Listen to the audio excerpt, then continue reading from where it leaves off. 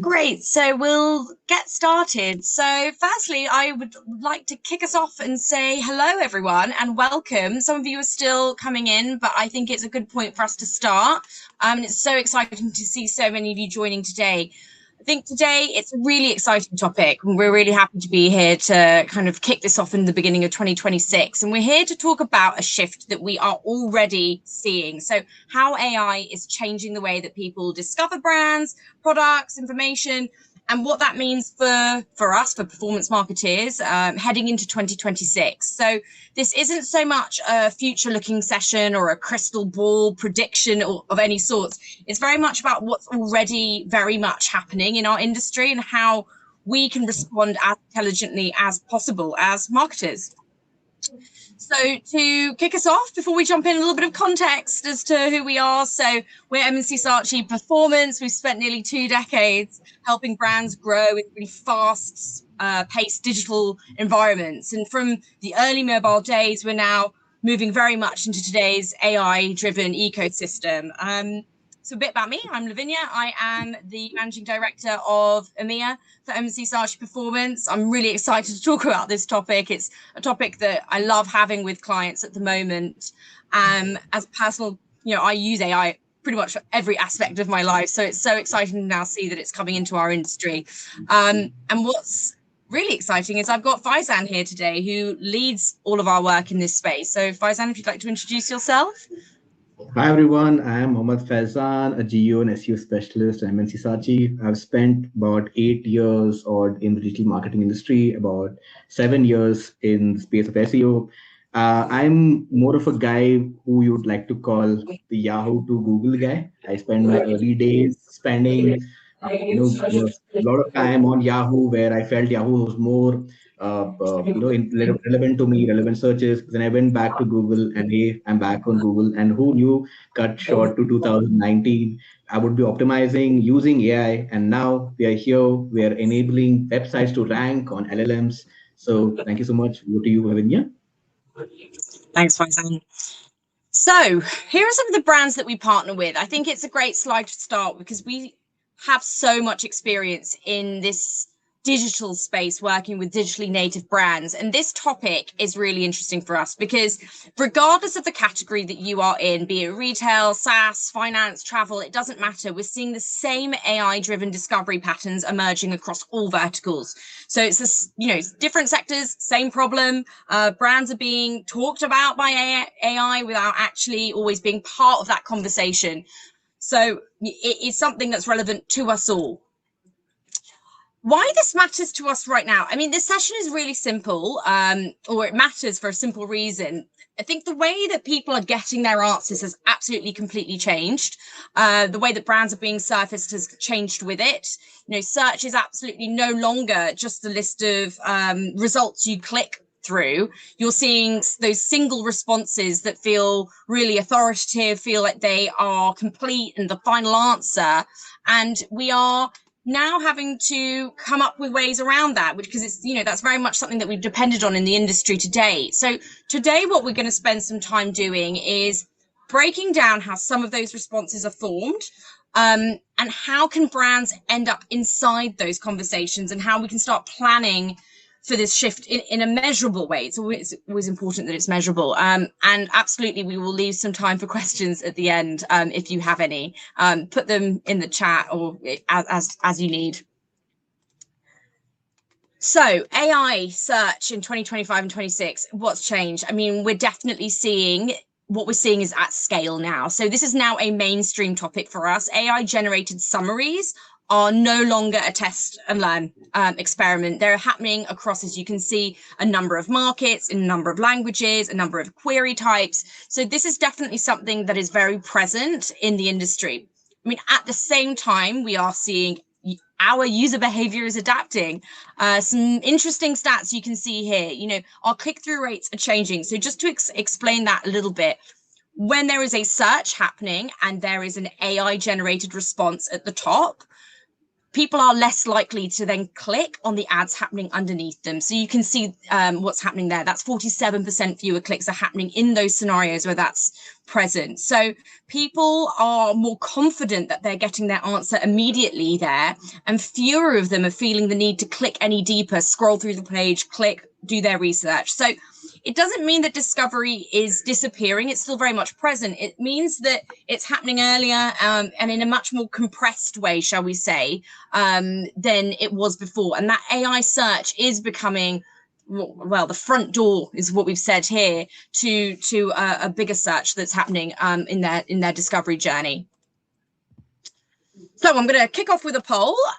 First thing I'm going to ask is, when you really need an answer, not as a marketer, but as a human, where do you instinctively go first? And the poll's going to pop up now. I think you'll see a few options here. I will read them to you. So yes, you've got a few: ChatGPT, Google search, Perplexity, Claude, Gemini, a real difference. I know that I personally use different ones for different reasons. So hopefully we're getting a bit of a spread. Let's go to give you another couple of moments, and then let's take us to the results. Great. So what you can see is that people are actually, Google search is coming out on top here, and followed by ChatGPT. I think that's really interesting. And the reason why that's going to be interesting is because of the way that we show up in these different searches. So if we just close that poll now, we can now go on to the next part of the presentation. So the discovery challenge for brands. So this is an interesting one, so where it starts to get a little bit uncomfortable for brands, I would say. So you can absolutely be visible, heavily investing in SEO, even leading your category, so coming number one, and you can still be absent from those AI generated responses. So that's one thing that we have to be honest about, that this isn't just an extension of your SEO work. This is a whole new area. Second challenge, on top of that, you've got that measurement gap. Measurement has unfortunately not caught up quite yet. Most analytics that are set up, they weren't built to tell us how discovery happened, just where that traffic arrived from. And it's not something that is that easy necessarily to report on. And finally, discovery is incredibly fragmented. People are using different AI platforms. You just saw that on the poll previous. We're all using different things. I mean, we're all using them for different reasons as well. And different AI platforms do behave differently. They pull from different sources, they reward different signals, they use different citations. And, for example, we know that ChatGPT very much focuses on things like Wikipedia and Forbes. And then you've got Perplexity that might prioritize something like Reddit and YouTube. So you have to be very aware of there is a nuance to these and how you turn up. So I'm going to pose a question to you, Faizan. So when we're talking to clients about discovery now, how are you framing that journey to them? So it's quite simple that I think I would classify this into 3 steps: the traditional SEO, AEO, and GEO. I think all of us have heard this because of the large Instagram reels and YouTube shorts everywhere across. So traditional SEO would necessarily, we'll talk about crawlability, we'll talk about content, we'll talk about links, we'll talk about UI, UX. Still the foundation of GEO, I believe, which is kind of like a pillar for building the brands. And then you have AEO, which is answer engine optimization. Most of you are aware of this. I think every Android user gets, an AI overview on the top result. So I think that's where, AEO comes into picture. You're not working towards a rank position, I would say. You're moving towards an inclusion in an answer. And then we have GEO, which is optimization for ChatGPT, Perplexity, Gemini.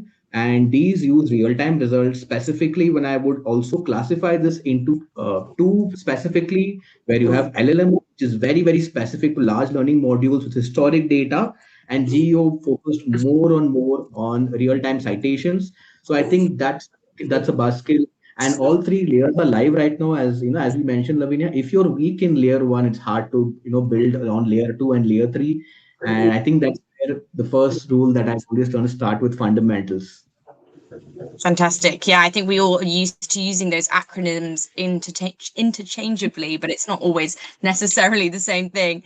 So AI has changed our search behavior. So one of the biggest shifts we're now seeing is how questions are being asked, I would say, and then answered ultimately. So AI doesn't just respond to a query; it is Right. able to decompose that point, I think, and it's looking for context and comparisons, caveats, follow-up considerations. It's quite dynamic in that sense. So if your content is only addressing the surface level question, what we're seeing is it's unlikely to survive that filtering process.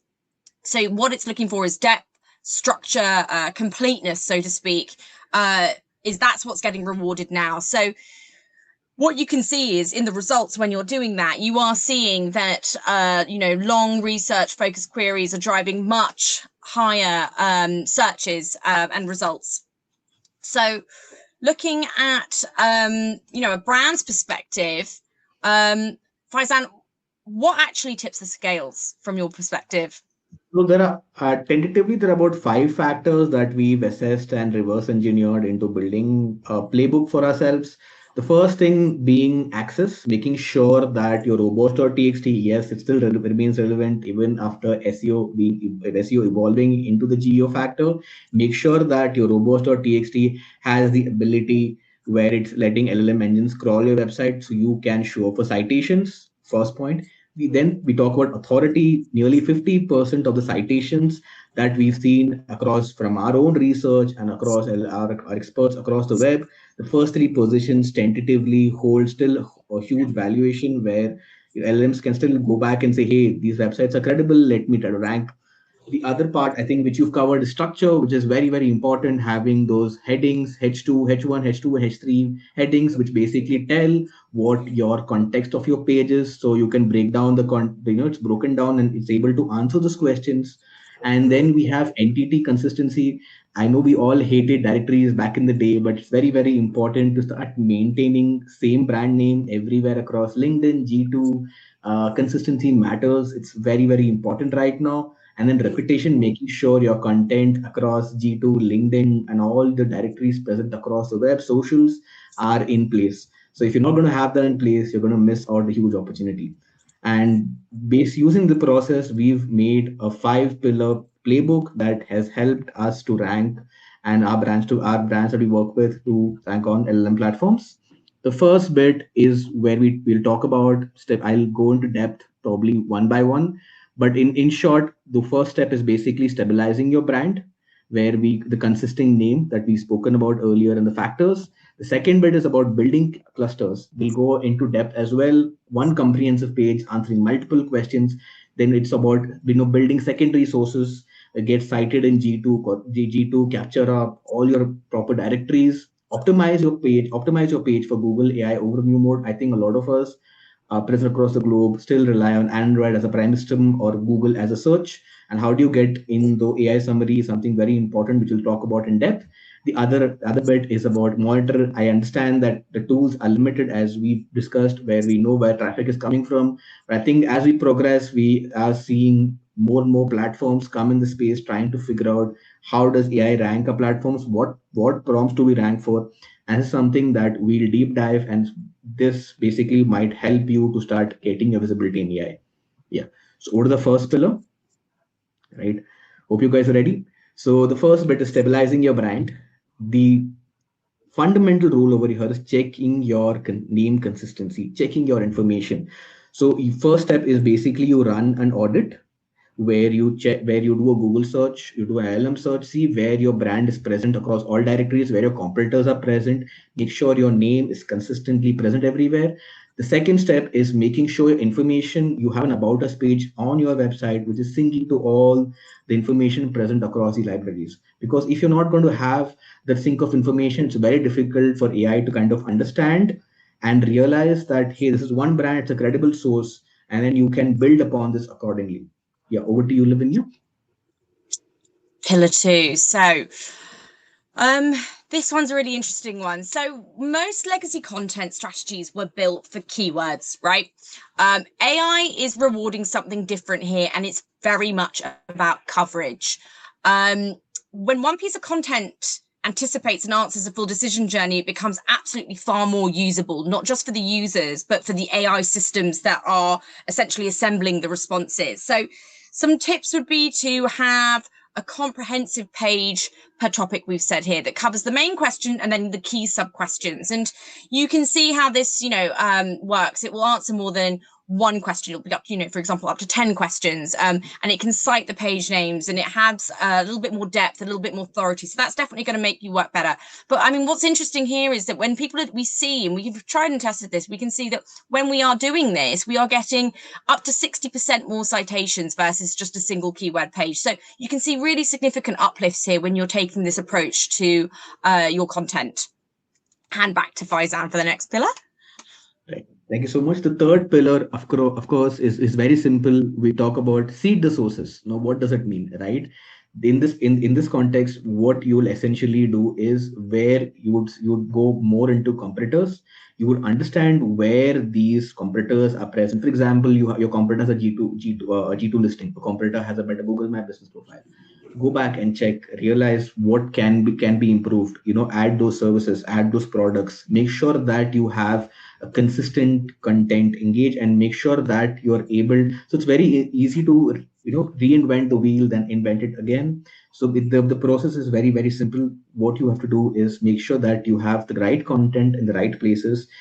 One mention is visibility. 5 mentions on the sources is your part of the category conversion. So don't just rely on one sources. PR citations across these multiple platforms where you have multiple brand mentions is the source where you would have a better chance to rank on LLMs. The next pillar. Now, I think this is very, very important because I think all of us have been seeing the Google AI overview and how does it really work, right? So the fundamental thing is that it's great if you have your content in a H1 and H2 section, if you're following the basic thumb rule of SEO, great. In addition to this, you would want to also make sure that if you have an FAQs in place on your website for certain pages, make sure that you have an FAQ schema. If you are an e-commerce brand, make sure that you have a product schema so that it's easier for LLMs to understand. If you're an organization, make sure that you have an organization schema. If it's a blog article, make sure you have an article schema. If you're talking about a how-to guide, make sure that you have a how-to schema. It's all about including, and it's not just about these couple of schemas talking about. Make sure that there are relevant schemas for each of your pages, each of your articles, each of the sections on the website. So it's easier for AI to understand, break that content into pieces, and we're able to target more queries, and the possibility for you to rank on AEO becomes much more higher. Next pillar. Thanks, Faizan. So measurement, I think that's the most important thing of everything that we do, right, as marketeers, is being able to understand the results and the output of the efforts that we're putting in. So discovery is changing. The measurement also has to change, is what we're seeing. So rankings and traffic alone absolutely won't be enough to tell you whether you're being considered here. So we need to understand the things like presence and frequency and competitive visibility within those AI generated responses and track how that evolves over time. So what we're seeing is a few different metrics here, which it's about leveraging the tools that we have access to, which you can see here. Multiple tools will help us do this, but some of the metrics that we look at AI citation baseline. So how often are you cited, for example, what platforms, etc. What percentage of those answers are you actually turning up in? What is that traffic source mix, and also your visibility, so crawlability, schema, a lot of the things that we've mentioned. So these are new metrics to our industry to a degree that we are now having to incorporate to prove performance.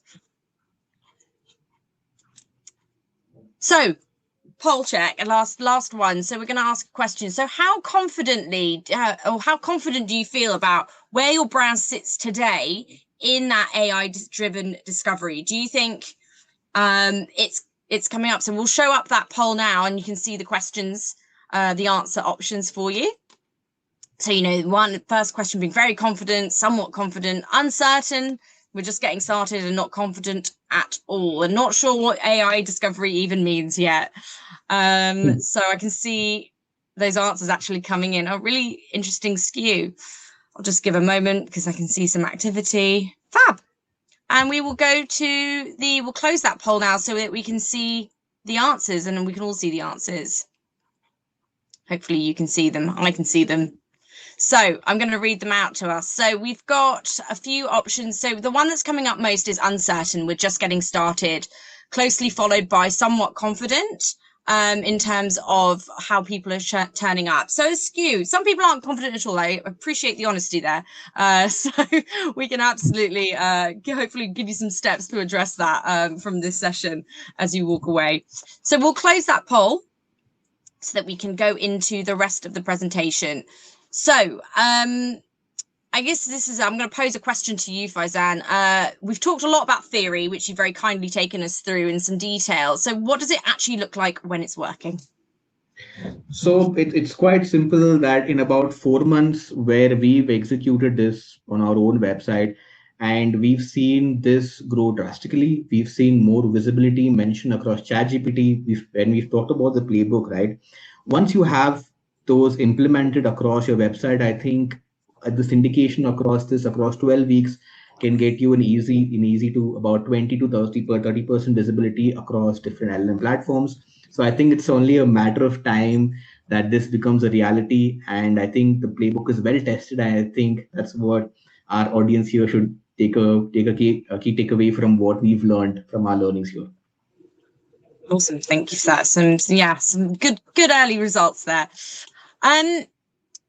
So we need budget, or at least the GEO needs budget in 2026. Why is that? So it's definitely not a fringe case anymore, all of this. We can clearly see that investment from the figures here flowing into this space because user behavior has already shifted. I would say that any brand that is ignoring it risks losing some visibility quietly. It won't happen overnight. Absolutely, these things take some time, but it will be a steady shift that we see. Because you can see that the adoption is definitely fast. It's not going to necessarily replace your performance channels, but it's absolutely going to replace how they potentially or reshape how they work together.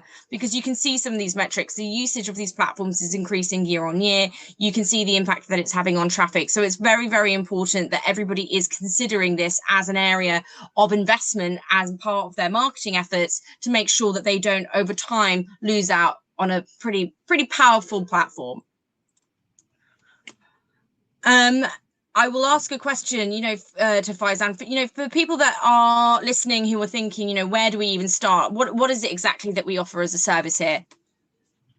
So it's quite straightforward. What we essentially do is we create a diagnostic report for you, basically the entity audit, where we find out what's your current stand, what do you need to get there in about 6 months of time. We create a Paratus roadmap. We give you, a bunch of things that kind of go hand in hand. Sequence matters, of course.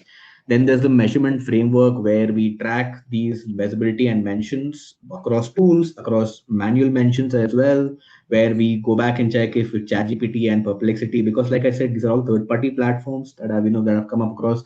It's nothing proprietary like Google Analytics for now. Then there's the other bit is about in the implementation guidance, where we tell you the ownership, resources, timeline, and the investment it's going to cost you, and a 30 minutes our team walk through and explore next steps with us. Right. Final poll, guys, I promise.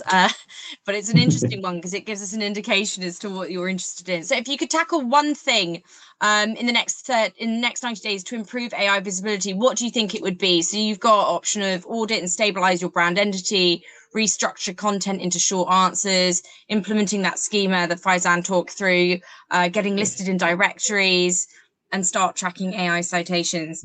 I think this is a really interesting question because it essentially identifies where you think it is easiest to make that change, or at least that first step in your business. We're getting some answers through. It's, I can already see them. We're getting a bit of distribution. I'll give you another couple of clicks and then I will just close that so that we can move on to looking at the answers. So what I can see is in a good distribution. I think that's interesting. So I'm seeing, I think it was audit, stabilize brand entities coming up at top, followed by restructuring your content, then getting listed in industry directories, followed by implementing that schema markup. I guess, Faizan, question to you is there an order that if you had to prioritize that you think is easiest, or any kind of thoughts and feelings about that?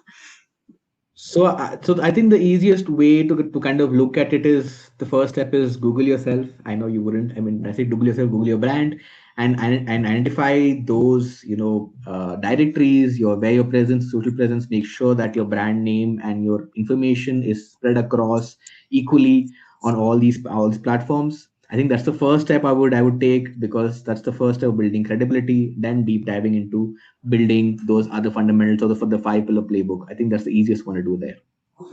Easy. Thank you. So I guess this is me, the kind of final assessment here. So, I guess it's really just important for me to flag that the output isn't a theory deck, what we've talked through today, and what that assessment, if we were to provide that for you, is it wouldn't be theory. It would be a really practical roadmap that you can actually take away and review internally. It would have clear priorities, measurable outcomes, and real guidance on how this could integrate into your existing teams, budgets, and reporting. So at the end of this webinar, I will offer you that 30-minute consultation. So if any of you are interested in kind of diving in a bit deeper, then I absolutely would love to have that conversation with you, with Faizan, and see what the next steps of that conversation would be. And yeah, I would love to really understand what your current AI visibility is. If that get prioritized roadmap and explore, please do get in touch. So I will open the floor to questions at this point and see what we've got going. So I will put it. So the first question that we've got here is, how do I know which AI prompts I should be going after? Faizan. Interesting question. Yeah, so interesting question. I think it's all depending on your brand.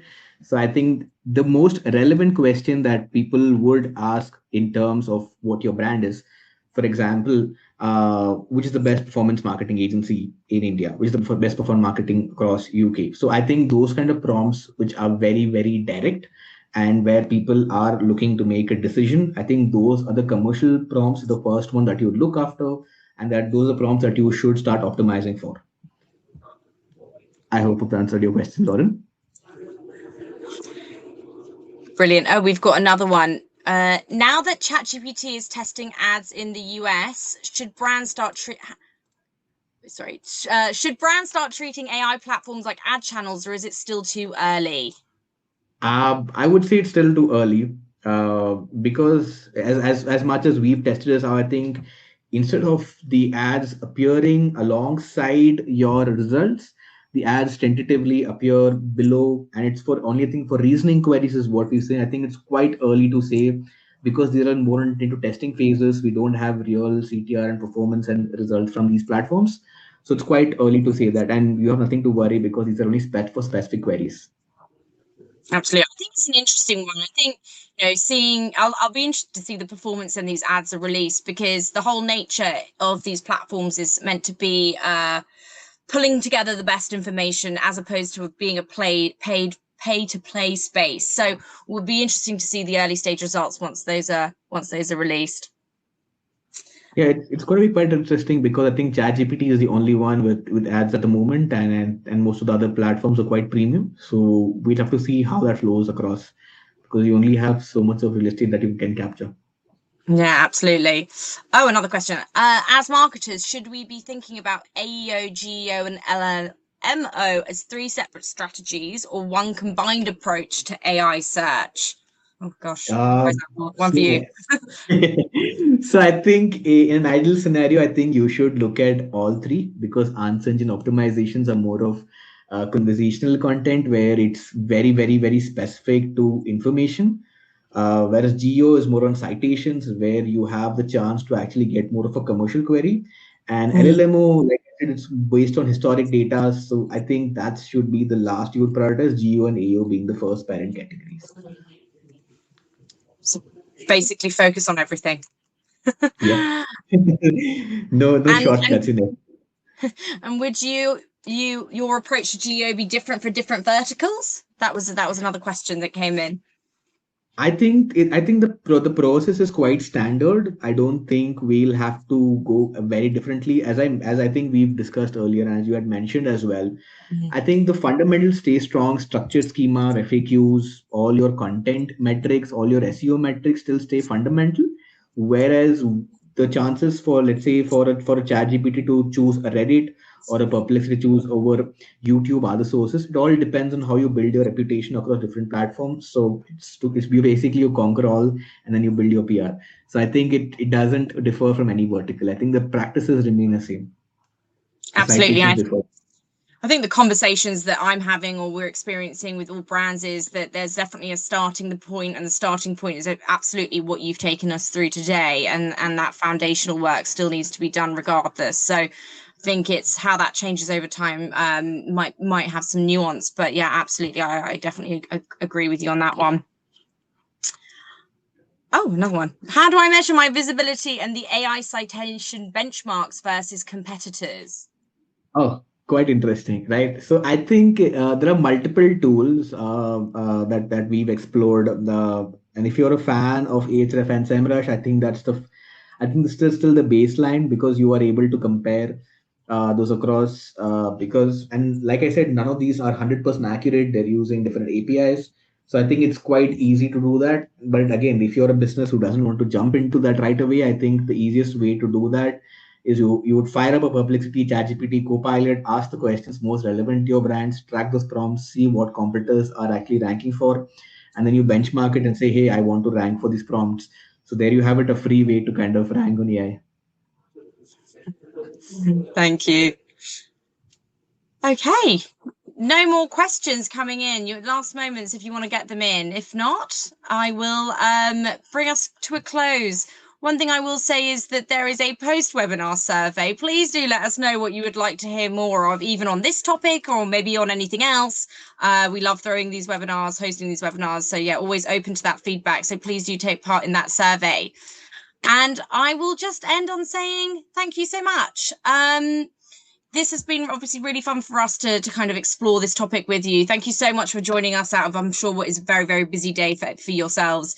If you'd love to continue that conversation, or if you'd like to continue that conversation and explore what that means for your brand, please, please, please do get in touch. We'd love to connect and talk to you a little bit more about this topic. But yeah, that's a thank you from me to Faizan for taking part, and thanks for everyone joining.